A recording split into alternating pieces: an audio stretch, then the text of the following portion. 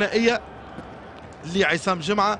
الشوط الثاني نجم نقولوا منتصر الحقيقه مستواه كان اقل برشا من الشوط الاول وخاصه من بدايه الشوط الاول، لكن شاهدنا فيه ربما تحسن نوعا ما من جانب خط هجوم المنتخب الكونغولي، منتخب الكونغو برازافيل، خاصه عن طريق اللاعب فودي فيربوري دوري.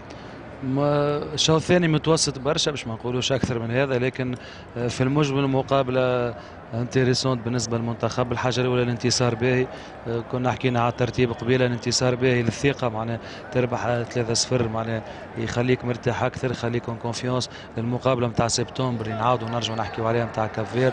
واثنين، ديما فما ديزونسينيمون في مقابلات حتى بعد 3-0 فما اغلاط يرجع لها سي سور الاطار الفني من بعد في الاناليز فيديو كي باش يعاود يتفرج في الماتش ويعاود يشوف شنو صار وما صارش. فما برشا حاجات باهيين صارت اليوم سورتو. خلينا نحكيو على المؤشرات الايجابيه اللي بالنسبه للمنتخب. المؤشرات الايجابيه والحاجه هو اللي سجلنا 3 اهداف. ثاني حاجه فما ملاعبيه وراو نجموا نعملوا عليهم كيما وهبي الخزري. فما ملاعبي كيما عصام جمعه في دير الستاتيو نتاعو نتاع احسن هداف كان سجل. يوسف المساكني ماهوش في التوب نيفو نتاعو، ان شاء الله من هنا سبتمبر يكون خير. دراجي قاعد يرقى في الفورمه.